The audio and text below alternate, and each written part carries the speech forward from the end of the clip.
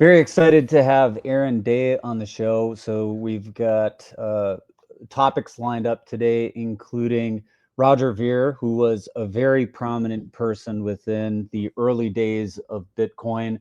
And also, we're going to be talking a bit about Zano. So, Lucas, you're the one who helped bring Aaron Day to the show. Help us understand a little bit about what we're going to talk about today. Well, Aaron, welcome to FOMO. Very glad to have you here. I ran into Aaron recently in a space, and he was talking about a campaign to free Roger Ver, and I think it is of the greatest of messages. Um, It, uh, it's it's timely too because we've got a new administration coming in. There's all kinds of promises about people that are maybe going to be freed. So maybe something can happen here, right? This might actually. Absolutely. Absolutely. Hope to God that's on the list of the Trump's things to do whenever he enters the office or enters his administration. So we'll get into what's occurring with the case there. But Aaron, glad to have you on. Um, I don't know if you want to give yourself an introduction, then we can dig into Roger. Sure. Well, thank you for having me on. I'll give the kind of the quick introduction and how I got to where I am now, and why I'm interested in talking about Roger. I started out as a serial entrepreneur, dropped out of college to start my first company in the mid '90s. It was kind of disillusioned by Wall Street and venture capital. Realized that we have more of a crony system than a free market system, which was kind of my first radicalization. Then I started my second company in 2004, which was a healthcare company that was profitable, helping people improve their health using financial incentives. And the company was destroyed by Obamacare, Dodd-Frank, and Attorney General Eric Holder. And this was the first time I was debanked. So I actually got debanked twice during that process. So kind of experiencing the debanking process in the 2007, 2008 time frame. And I wasn't targeted though. So my company, we were just collateral damage from bad policy. So, my second radicalization and my conclusion was that government's just incompetent. And so that turned me into a liberty activist. I moved to New Hampshire as part of the Free State Project, which is a movement to get 20,000 libertarians to New Hampshire to make New Hampshire basically the beacon of liberty on earth. And I got heavily involved in politics. My wife and I both were heavily involved in organizations helping to get, 200 people elected at the state level over a number of years. And eventually I gave up on politics and decided that, the best strategy here really is to exit and start building decentralized alternatives. Along the way in 2012, I was introduced to Bitcoin, and I learned about Bitcoin from Roger Ver and Ian Freeman. And Ian Freeman, if you're not familiar with him, he and his business partner Mark Edge have a syndicated radio show called Free Talk Live, which is probably the largest liberty radio show in the United States and probably the world. It's syndicated all over the country.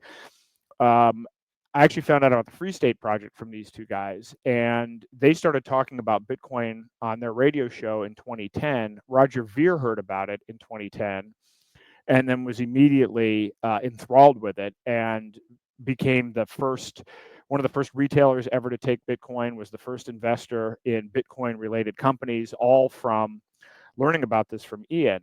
And so I got actively involved with Bitcoin in 2012 and then started using it as an actual currency. And in fact, this was going on in New Hampshire in the Free State Project. There were restaurants and shops and places where you could actually use Bitcoin directly as peer-to-peer digital cash. And so that was the original, introduction to this. I exited politics and then decided to exit the banking system entirely. So I've been living on crypto, gold, and silver and not using a personal bank account since 2019. And then in 2020, a combination of COVID tyranny happened. And then all of a sudden I saw that my friends that were at this intersection of crypto and liberty were being targeted by the federal government. Jeremy Kaufman's also a free stater. He started library.com, which is a decentralized alternative to YouTube. He was targeted for 5 years by the SEC and his business was destroyed.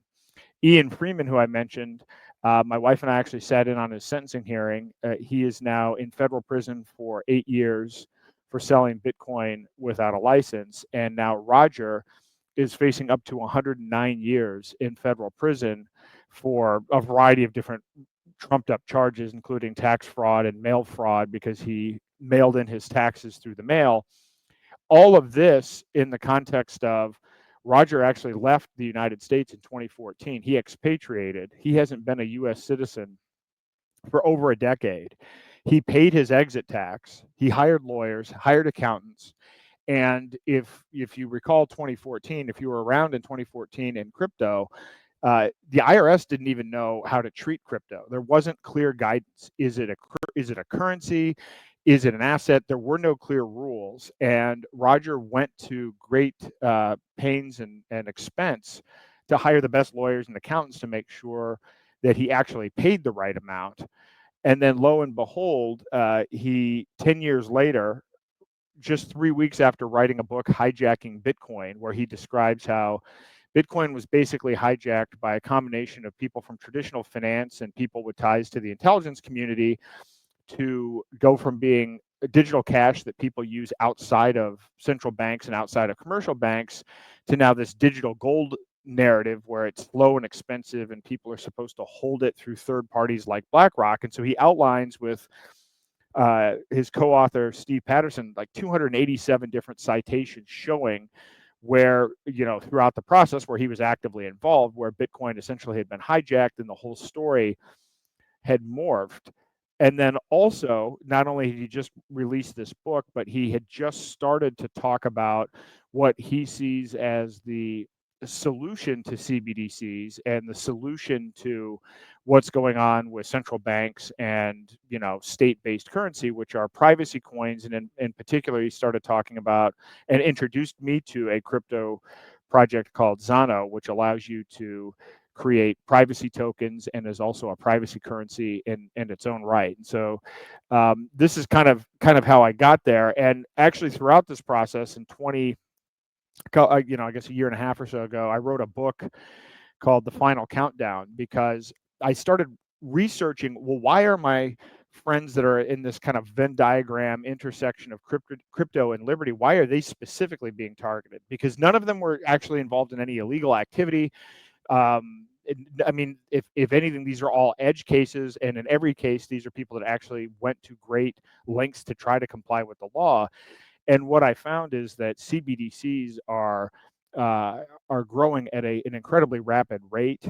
In 2020, there were only 35 countries just researching CBDCs. I think at that point, only China was really testing a CBDC. Fast forward to today, there are 134 countries representing 98% of the global GDP at various phases of research or deploying CBDCs. 11 countries have actually rolled out a CBDC. There are now more CBDC accounts than decentralized crypto accounts.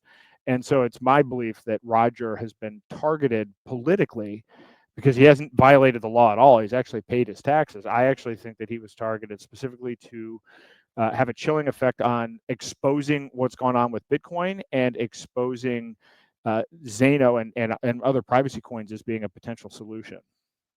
Well, he expatriated himself in 2014, and I know that he is.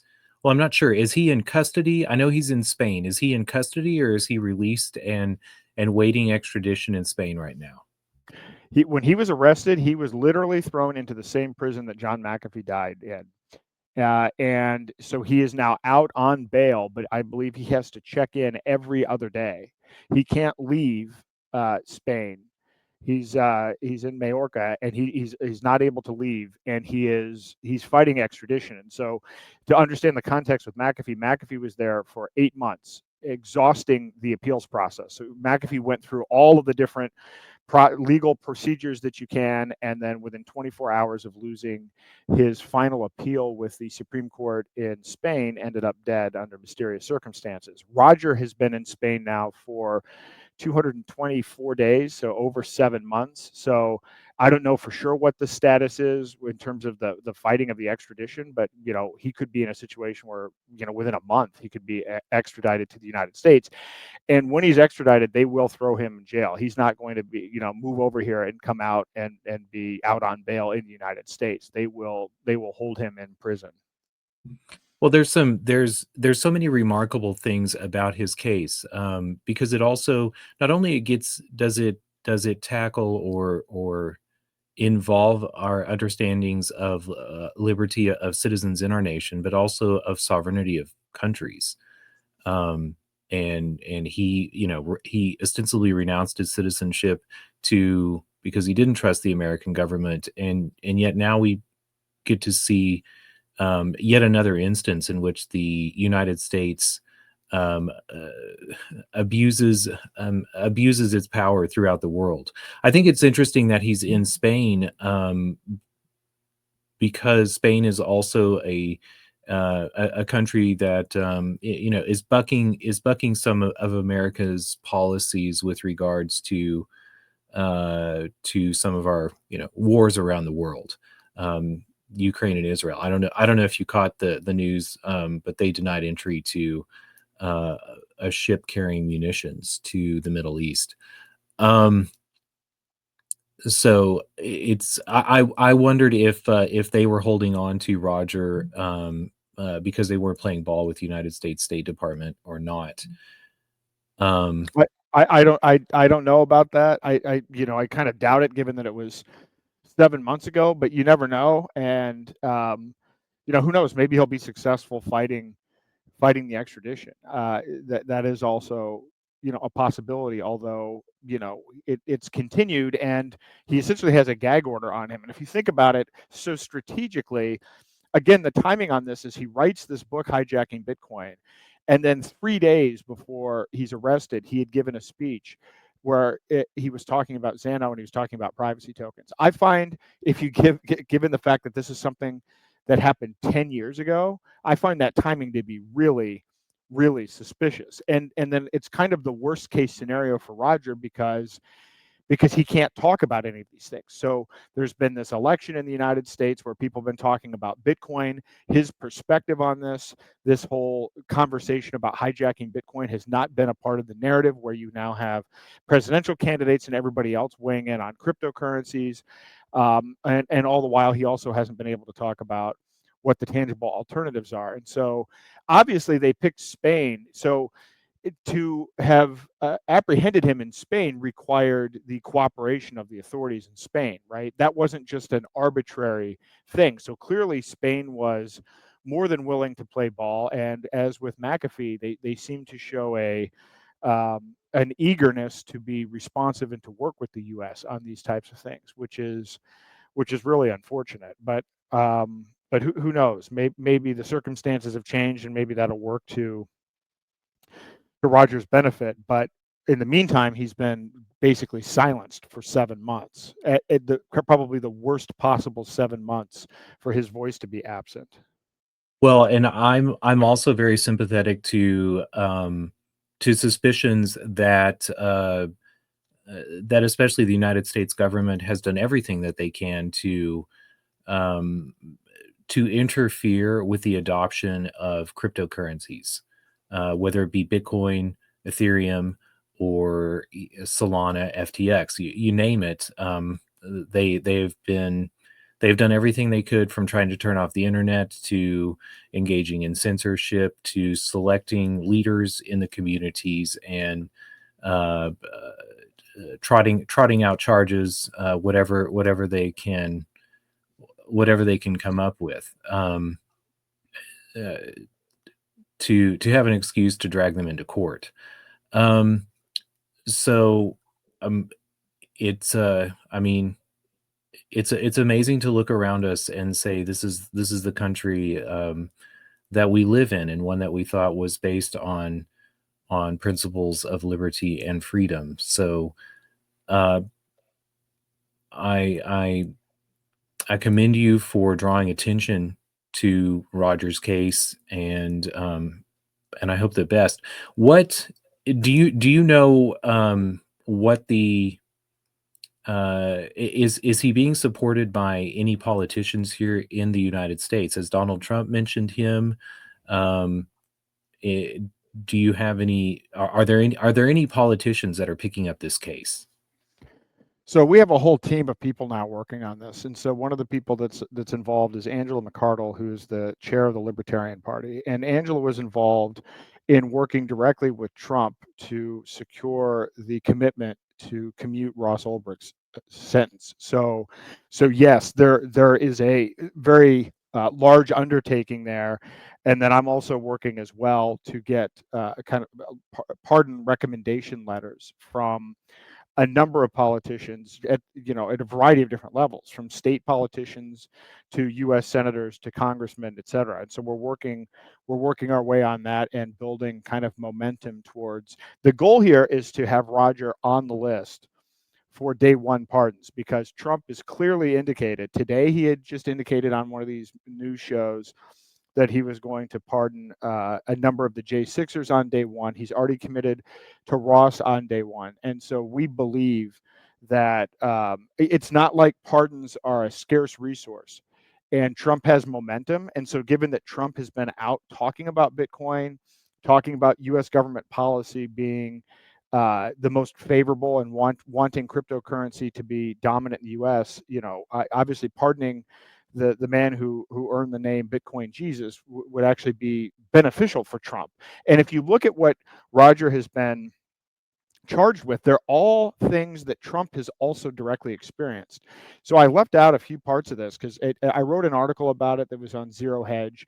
If you go to freerogernow.org, you can actually see there's a link to Zero Hedge, and that's a link to my article, which goes into it's a fairly lengthy article, but it goes into some of the aspects of the case itself. And one other component of this is yeah, there it is. They actually violated Roger's attorney-client privilege. So the government essentially raided his lawyers' offices and took some of his confidential communications with his lawyer, and they've been trying to use those communications against him, or I guess they used them in the grand jury process, or something along those lines. But they basically violated his attorney-client privilege, and then are trying to use that information against him, even though the information itself actually shows that Roger was complying with the law. So it's a very weird situation, but this affects everybody in America. It's not even a crypto issue or a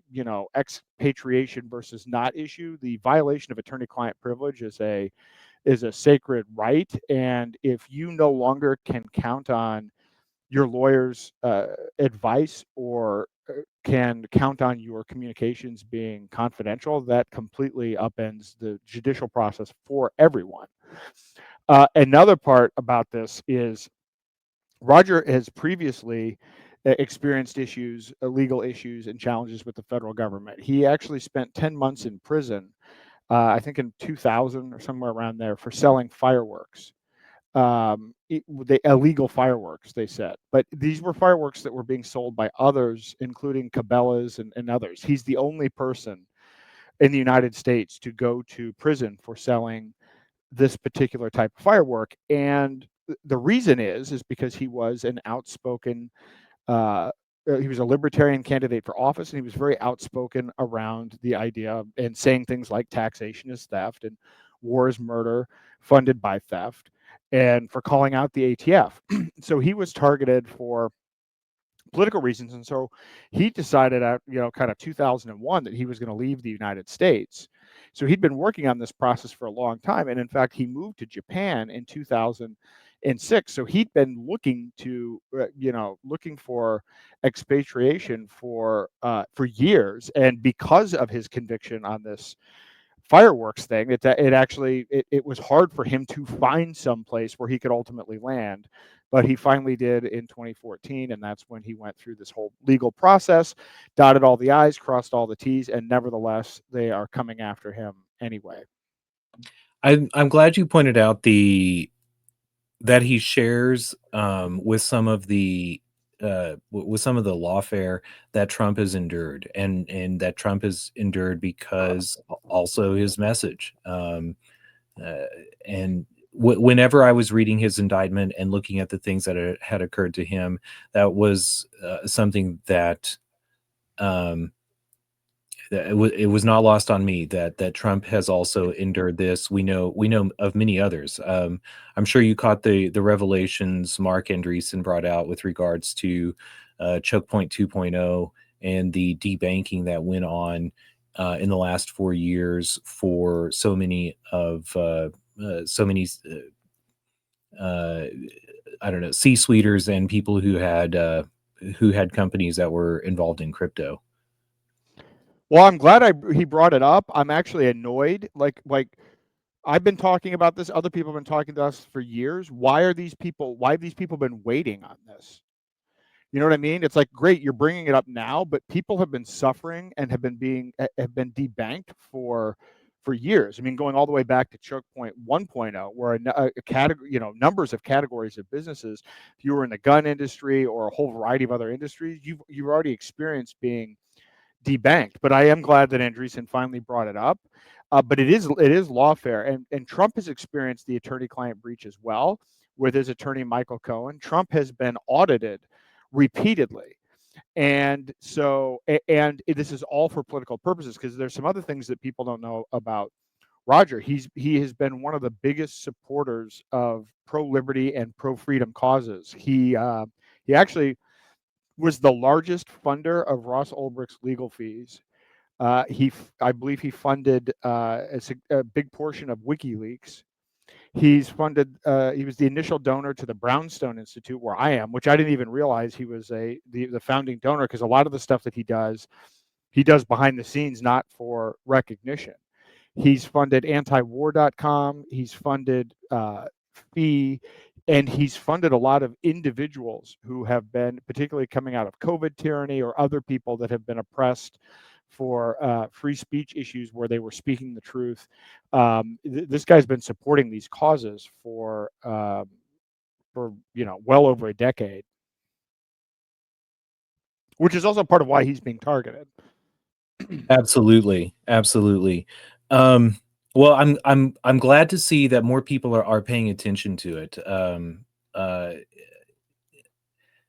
It's the more people who pay attention and understand that what the United States that just be how do I put this? Just because a United States government's lawyer makes an allegation and can find a judge to stamp and approve that doesn't make it right. I think we have a great many people in America who are beginning to understand that in the wake of paying a little bit of attention to what happened to Donald Trump. So that it brings the plight of so many others to the surface. Good thing. In Roger's indictment too. In crypto, we talk about the protection of the First Amendment and code of speech, and that's been part of the defense that we have with regards to crypto. But baked deeper into the Constitution is Article 1, Section 10, and in the limitations on the states, it forbids the states to interfere with the contract of the citizens thereof. I mean, I read the indictment, and part of the government's case is that they believe that Roger has access to wallets that he has not declared. And I'm struck, like, in what a position they've put themselves in to rely on what torture, on rendition, on like how do they extract this information from someone? I should say, if they are also contesting his expatriation, we should consider him with the benefits of American citizen too. And although I think that we should expect that right of not just American citizens, but other people of the world too. So I'm blown away that they threw together such a flimsy case. Not, there's also been talk about the impact it would have had on the market if he had sold all his Bitcoin at the time. But I think deeper than that, there's a presumption that the government is making that they can dig in to our minds, and that takes me aback. Well, I mean, I would say a couple of things. One, I think any belief that we think that we have constitutional rights is unfounded at this point. We lost the Bill of Rights probably on 9/11, if not before. But I mean, you can actually go through, like, we really do not have any constitutional rights. We are not even close to the freest nation on earth in any metric whatsoever. You can actually go look at every index: freedom of speech, taxation, any category. There are only two categories the United States ranks number one in: incarceration rate and military spending. So, like, we have been the victims of propaganda in thinking that we're the land of the free and the home of the brave. That is all completely fake and is not supported by any evidence whatsoever. Now, yeah, a lot of us think code is free speech, but I don't think the government clearly doesn't think that way. I mean, but as to your specific point with Rogers Crypto, one of the things that his legal team released last week in a motion to dismiss were emails showing that, in fact, Roger did not hide any of his crypto wallets. He had actually consulted with multiple attorneys and accountants to try to figure out how to take care of this. He had legitimate business operations in Japan. There was no intentional at all hiding of any accounts, and that is clear in the evidence, clear in the communications with his lawyers and with his accountants. But what this does highlight is something that a lot of people did not understand at the time. Obviously, Ross Ulbricht didn't understand it. Ian Freeman didn't understand it. Is that, Bitcoin is a transparent ledger, and in fact, there are thousands of copies of everybody's transactions that are disseminated every 10 minutes on Bitcoin.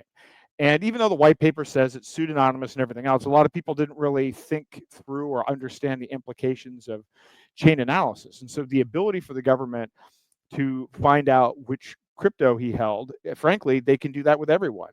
The amount of effort that you would have to take to try to keep your Bitcoin anonymous is not feasible for any average user. I mean, every time I bring this up, there's somebody that's like 150 IQ with 20 years of development work that'll say, oh, well, yeah, you can keep your Bitcoin anonymous.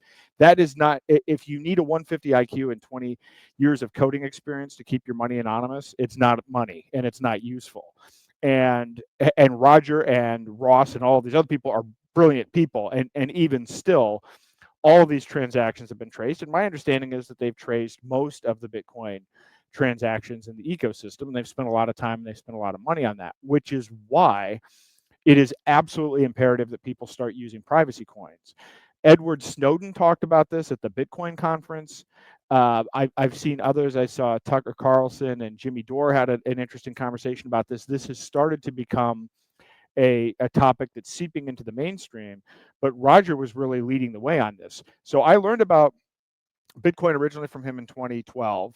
And then when I started living on crypto, I actually started using Bitcoin Cash, because by the time 2017 came around, and the devs and the Bitcoin community decided not to increase the block size, it became unusable as cash. By the end of 2017, when there was real demand, places like Microsoft and Expedia and Overstock were taking Bitcoin, the transaction fees skyrocketed to $50. It was taking 10 days on average to get transactions completed. And so then it shifted this narrative from it being peer-to-peer digital cash that you use as a replacement to it's digital gold that you don't sell and you don't have in your own self-custody, and that you hold through institutions like BlackRock or you keep on exchanges, and that whole narrative shift. And so Roger, while he didn't create Bitcoin Cash, he started promoting Bitcoin Cash because it was the kind of the original vision of bigger blocks, and it was faster, cheaper money that you could use for day-to-day transactions. But now I think the evolution and his thinking, and certainly where I am as well, is that we need privacy coins, because if the transactions are on a public blockchain, then we already know that the government is tracing those. And if they trace those, that means that they can start segregating different Bitcoins from one another. And so now all of a sudden, these Bitcoins are on a black list and these are on a white list, which means Bitcoin isn't fungible, because one Bitcoin is not equal to one Bitcoin. Different Bitcoins can be flagged in different ways. So as we're looking at down the barrel and we're looking at central bank digital currency tyranny, public blockchains are 100% not a solution to it. And so privacy coins like Zano and Monero are really important. And Roger actually reached out to me explicitly because of the work that I've been doing on exposing CBDCs and then educating people through workshops on how to use alternative currencies and to stop using the banking system. He actually reached out to me and said, hey, you really should take a look at Zano. And so I did. I read the white paper, met with the team, downloaded a wallet. I've been using it. I've been tokenizing assets and everything else. And I think that, by the way, I'm not a maxi. So I think it's actually absurd to even be a maxi. The people that are building CBDCs ultimately want one global currency backed by energy credits. What's been bizarre to me is people in the Liberty community seem to think that we're going to fight centralization by having a single blockchain. That doesn't make sense. But I am I'm a privacy maxi, so I like a lot of things in the privacy space. This technology is interesting because it's not only a privacy coin in its own right, but it allows you to create privacy tokens, which means you can use this technology to make other assets private. One of the applications of this is something called confidential layer, which is going to be rolled out this year, where you're going to be able to make your Bitcoin and Ethereum and Bitcoin Cash private by bridging into Zano. So now all of a sudden you can actually have privacy versions of your transparent coins. I'm actually working on building a gold-backed stable coin that is also private, and I'm building that on Zano. But a lot of what people don't understand is, so CBDCs, money only represents about 5% of global assets. Stocks, bonds, your house, your car, everything else makes up the other 95%. The same people that are working on CBDCs are developing technology to tokenize all of our other assets in the same way that they're tokenizing CBDCs, which means they're going to be able to program, monitor, and censor all of our assets, not just our money. So they're going to be able to track and censor our computer, our car, our stocks, our home. This is how we end up owning nothing, as Klaus Schwab would say. And so the Zano technology allows you to tokenize and trade any asset with the privacy of basically Monero, which is why I think it's a fundamentally important technology. So Roger was simultaneously exposing Bitcoin while talking about privacy solutions, and then right at that exact moment in time was when he was arrested and gagged. So this is why I think all of this is happening. And I think it's critical that people know about it, because regardless of what people think about the election, and by the way, I certainly am hoping and advocating for Trump to pardon Roger, the crypto policy that the administration is pursuing is absolutely idiotic and absolutely anti-freedom. And Cynthia Loomis, this whole idea of using taxpayer money and civil asset forfeiture, which is theft, to build a Bitcoin strategic reserve, is something out of that an Ayn Rand villain would do. It's not pro-freedom. And if you look at the legislation that Cynthia Loomis and others have put together, it's all anti-privacy and pro-bank. And basically what the Republicans are doing is they're saying, oh, we're anti-CBDC, but we're going to make it so that only large banks can issue stable coins. Well, a JP Morgan stablecoin is no different than a CBDC from the perspective of programmability, traceability, and censorship. Like, that's not even really an argument, but that's exactly what the policies are that people are pursuing now, that people have been lulled into thinking is actually somehow pro-crypto and pro-freedom, and it's not. It's pro-bank and it's pro-cronyism. I think you're absolutely right that we need to be very wary of ideas like a strategic reserve asset, because it's going backwards, not going forwards. And I think you're also wise to believe in resiliency to systems going forward in a multitude of chains and also of privacy. Also baked into in Article 1, Section 8 and 10, when the Constitution laid out rules for how the government was supposed to interact with money, it limited them to coinage. Yep. As opposed to, ledger accounts. And what is baked into coinage but anonymity?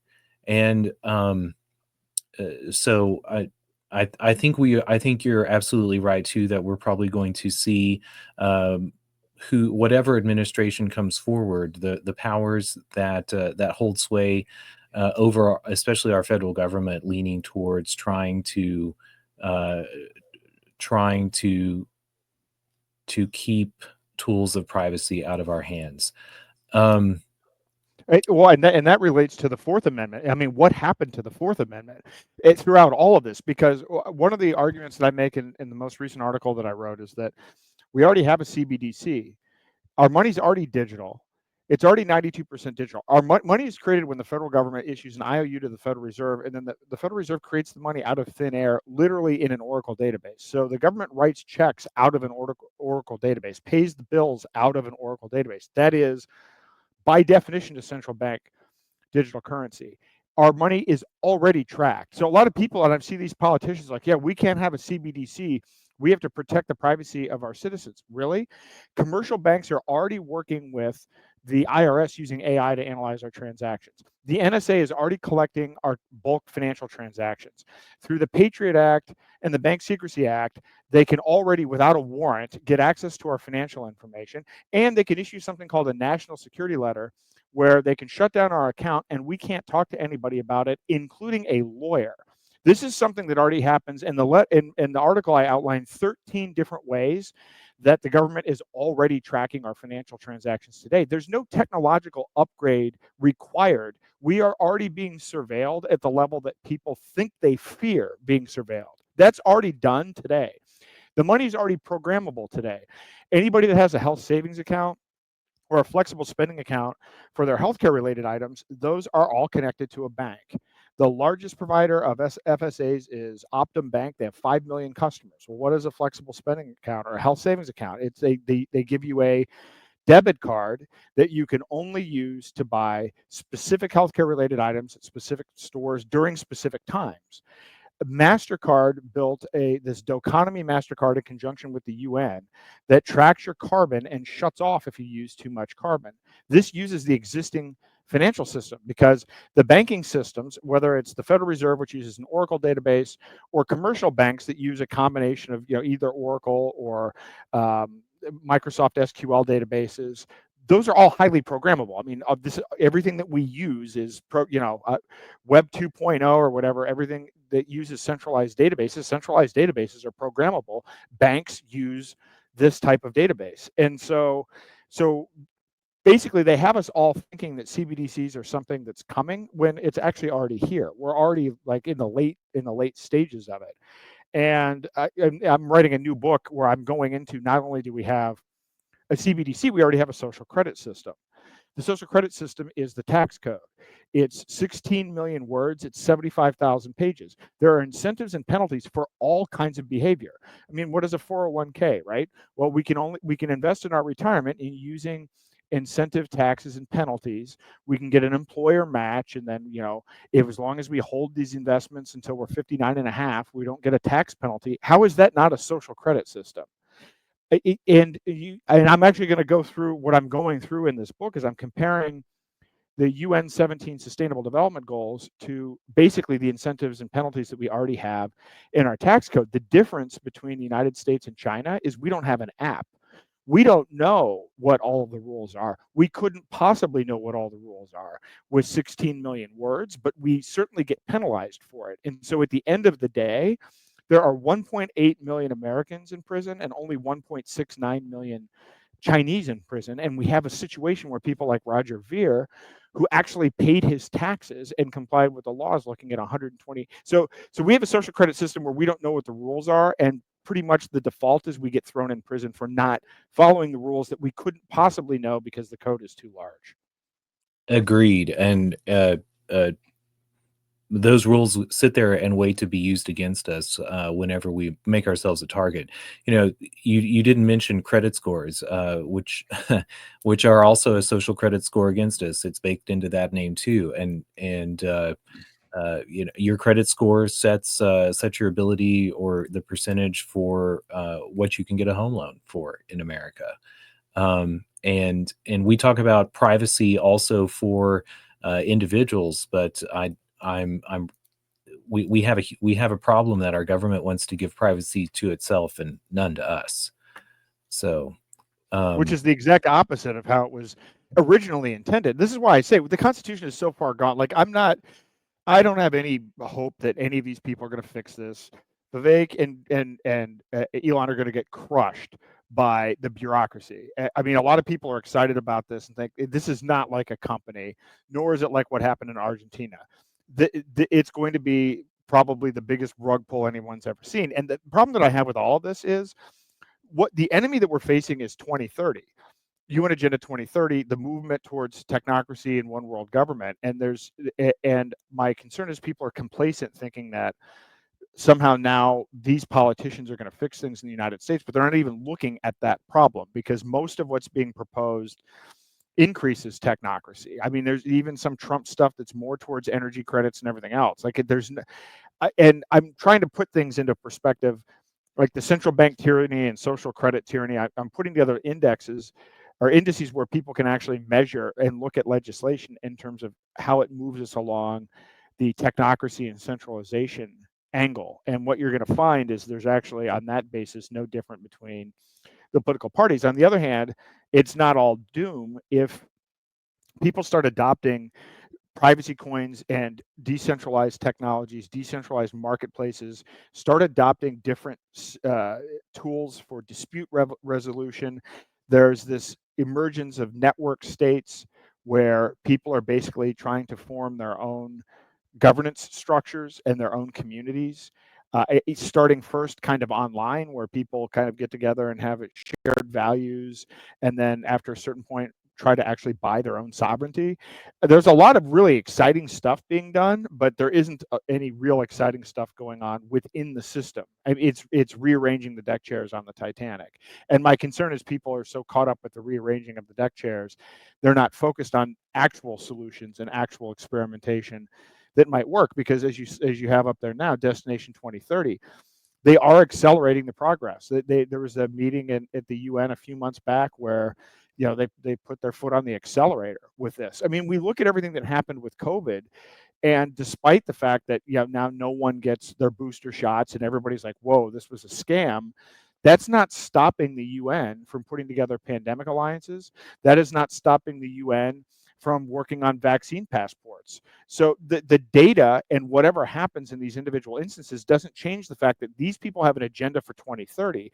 That's what we're fighting against. And in my book, I actually outlined that if you look at the UN, WEF, IMF, World Bank, Bank of International Settlements, those 5 organizations employ 65,000 people and have a budget of $30 billion. I mean, this is a serious and these are just the front organizations, but there's been a movement towards the erosion of national sovereignty and the movement towards globalization. This has been going on, well, actually since the inception of the UN, but it really kicked into high gear starting in 1974.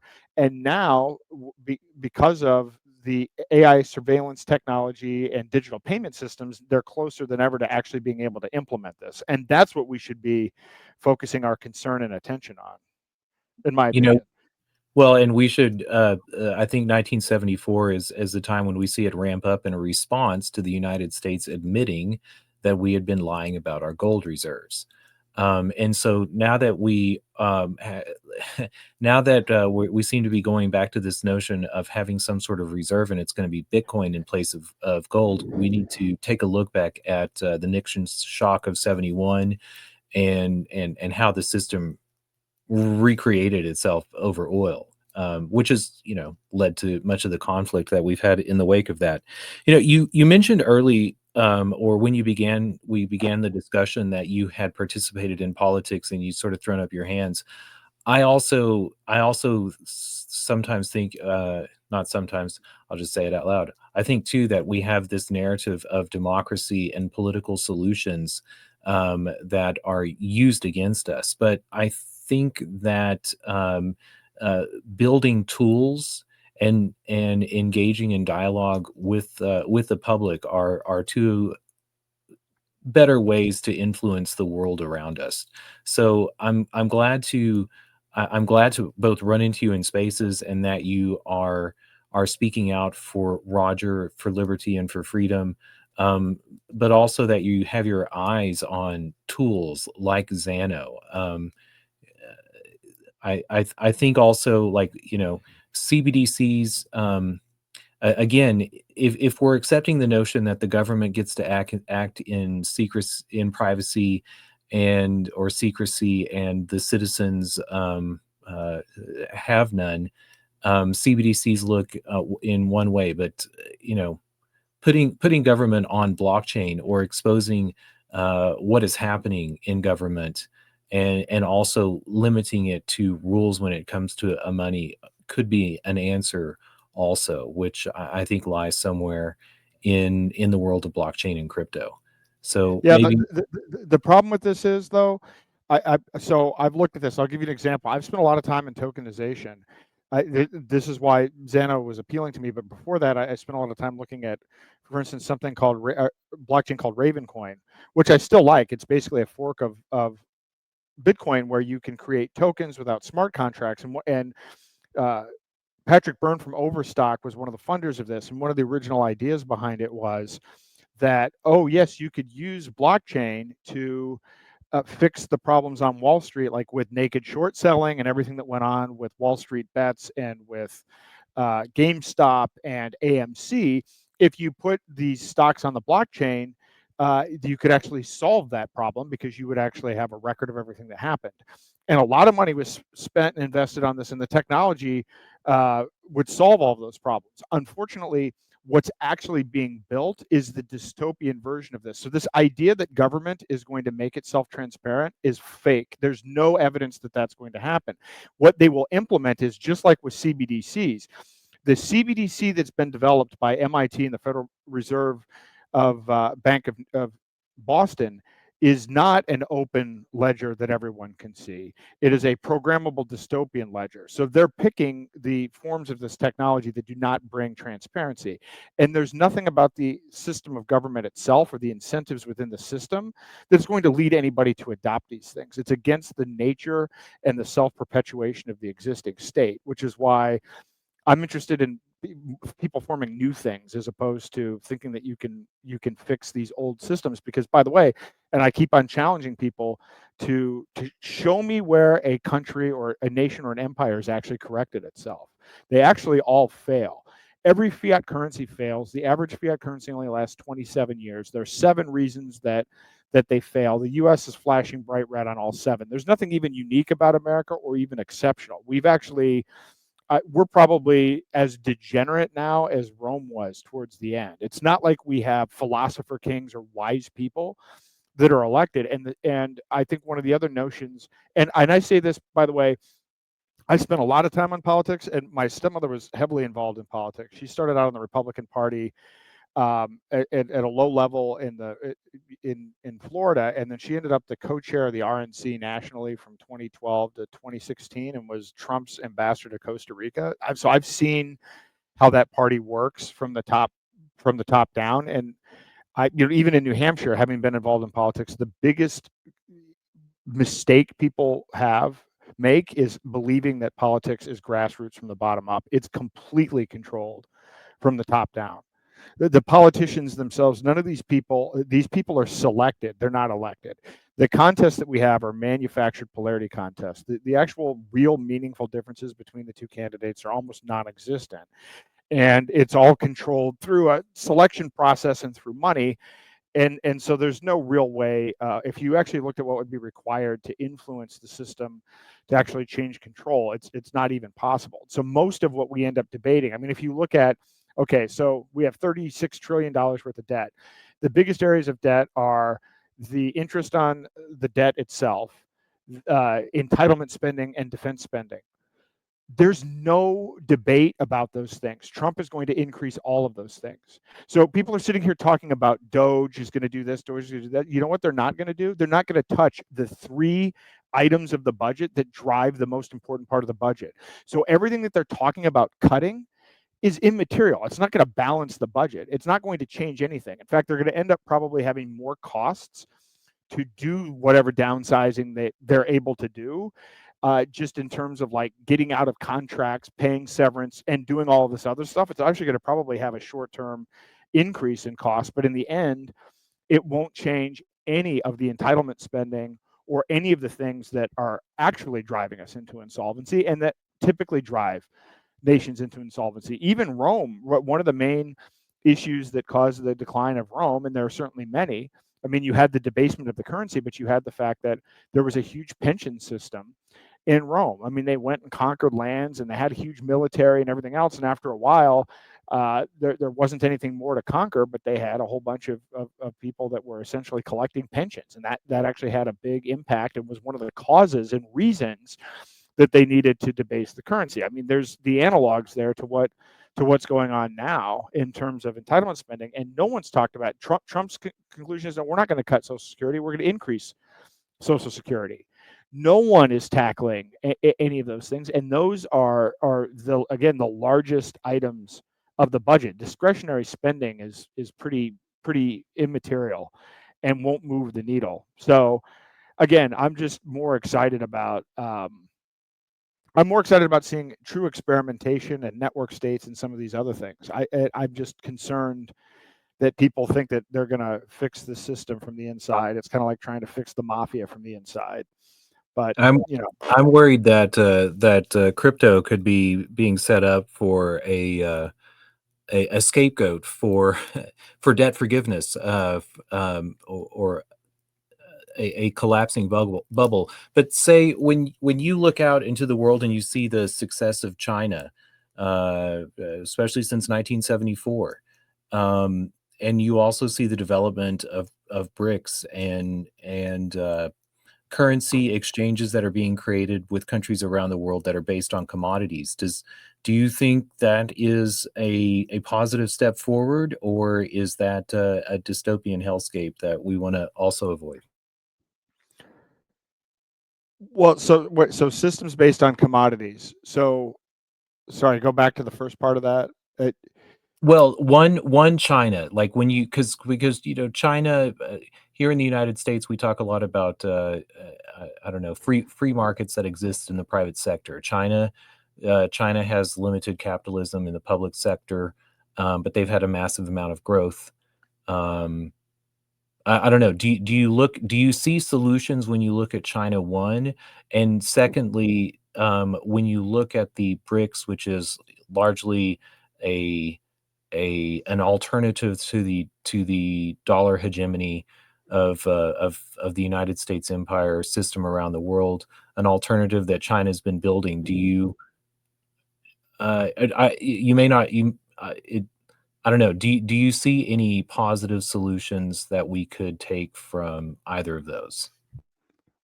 No, I don't. And by the way, I also don't even think, again, we're moving towards one world government. So the idea that BRICS is even an alternative is a myth. It's something to keep us distracted, because while BRICS is doing what BRICS is doing, those nations are still part of the UN, and they're still working on pandemic alliances, which erode national sovereignty, and they're still working on pandemic treaties, and they're working on global government. So this is just another opportunity for people to sit around and say, I'm picking the West versus BRICS, as if that's even a meaningful conflict, because along the way, what's happened is this movement towards technocracy started in 73 with the Trilateral Commission. And what the Trilateral Commission strategy has been, the tri means North America, Europe, and Asia. And what they've done is they've basically installed people at the top of government in countries in those 3 regions to work on, over a 5-decade strategy, the erosion of national sovereignty and the movement towards a single government. So as an example, the first in Jimmy Carter's cabinet all but one member of his cabinet were members of the Trilateral Commission. Every administration since Carter has had multiple members of the Trilateral Commission, and typically the Secretary of Commerce, which is important for negotiating treaties and trade deals, has always been a member of the Trilateral Commission. And the Trilateral Commission has done this in Europe and Asia as well. So we're sitting here thinking that BRICS and China, look, so the BRICS nations are all working on their own individual CBDCs. The idea, and if it's this idea that, oh, well, they're going to have their currency built on gold, I've got news for you. Every currency, state-based currency, has failed, even if it is a precious metal. Again, Rome was 0.05% silver by the end of the Roman Empire. They physically debased the currency. As you brought up earlier, the United States, yes, we were gold-backed, and then all of a sudden France actually wanted to call in their, gold certificates. They wanted to actually collect their gold, and our Treasury Secretary said, that's your problem, and then Nixon just abandoned the gold standard. So do we think it's any different if it's BRICS? Is there anything fundamentally different about the way that they're approaching it? No. The truth is, state-based money doesn't work. It has a 0% success rate, whether you back it by gold or not, because as long as you allow governments the ability to print and control money and control whether or not money itself is tied to these commodities, then it always fails.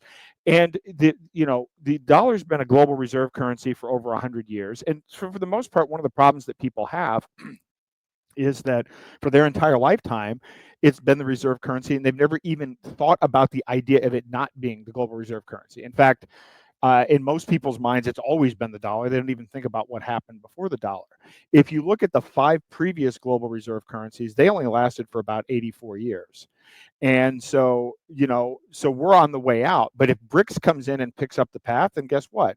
In probably about 100 years, it's going to collapse as well, because it's going to be the same boom and bust cycle that happens with state-based currencies.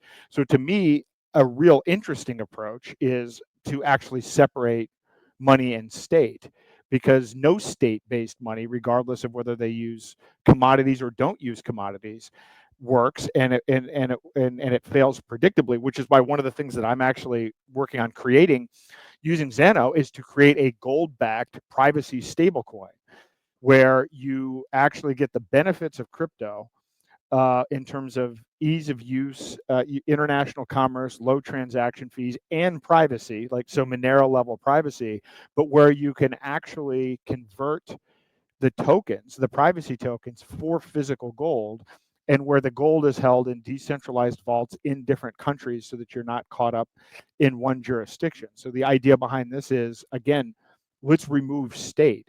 Because if you say to me, do I think China or Brazil or Russia or India or any of those countries are going to be any different? Absolutely not. Look at their government. It's the same old problem. There's no enhanced morality in these different nation states, none whatsoever. And so, is the idea of having a currency based on a commodity a good idea? Well, that's not exactly a new idea. That's actually an old idea that the state has corrupted. A new idea is a commodity-backed currency that is separated from state. And I like those kinds of ideas. And I like those ideas also related to the notion of government. I don't know if you've talked to him or not, Sterling Lujan, and he's actually on the cutting edge. He's writing a new book about network states. He's actually started an organization called Polis, because there are people starting these network states. And what he's done is he's started an organization that's helping organizations starting network states to look at what works and what doesn't work.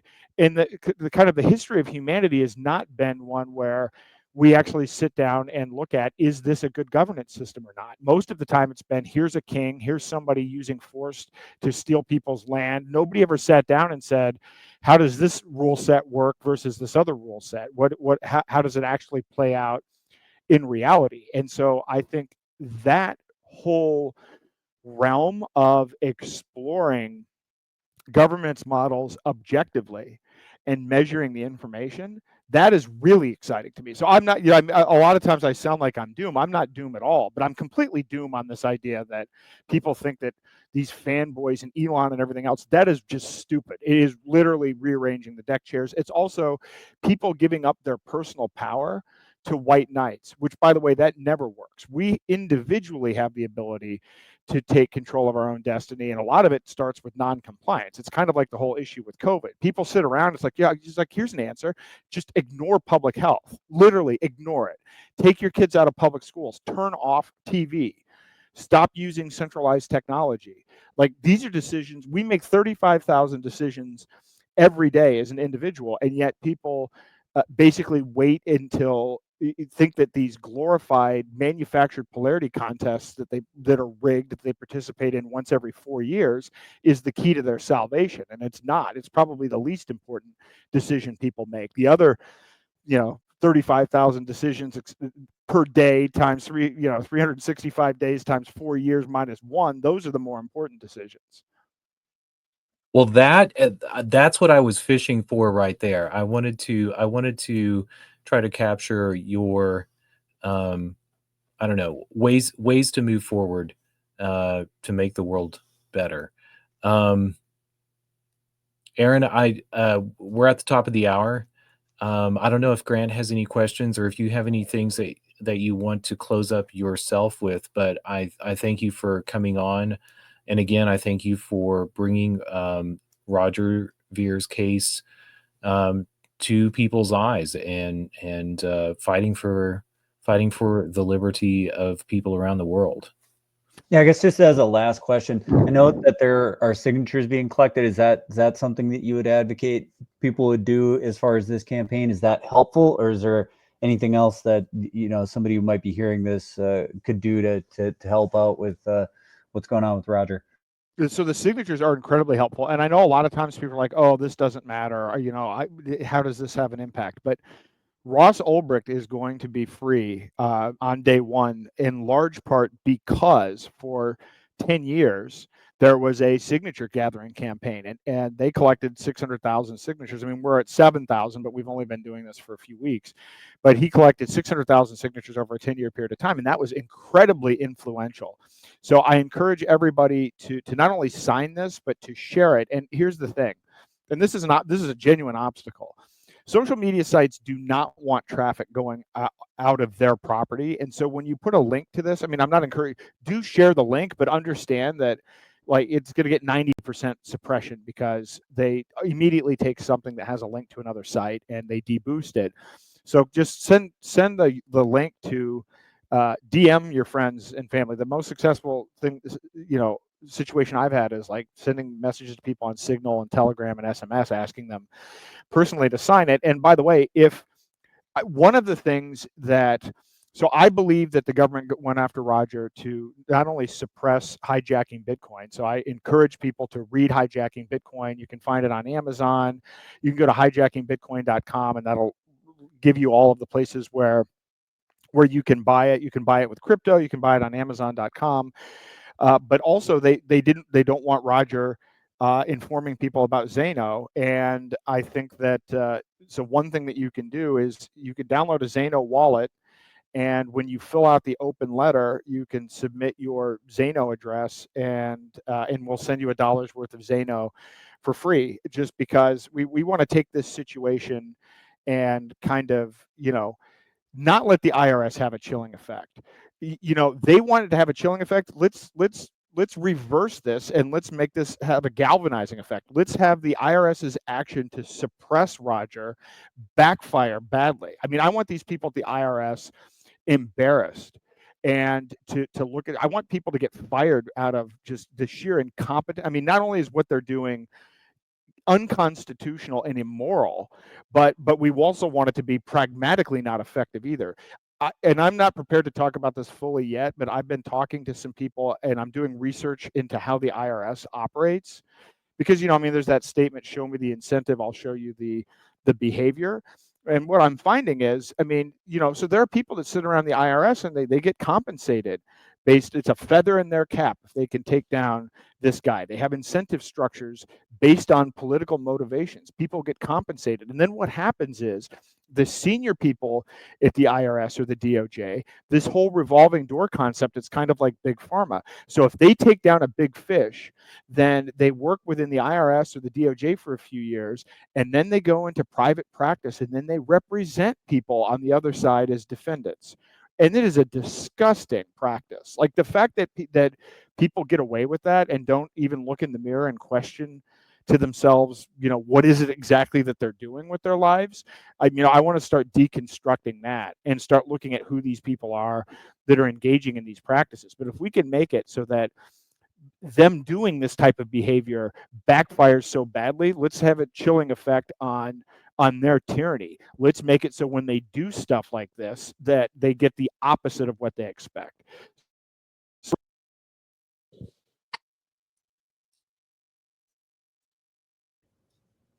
I think Aaron's mic might have cut out right at the end. But I love the message of personal freedom and personal decisions, the quest for make the change in your own life. It's totally resonant with me. So I love that, Lucas. I think we're probably at the top of the hour, and we don't have more time for this. But thank Aaron for being on the show. Lucas, any last words? No, that was great, Aaron. Thank you so much. All right.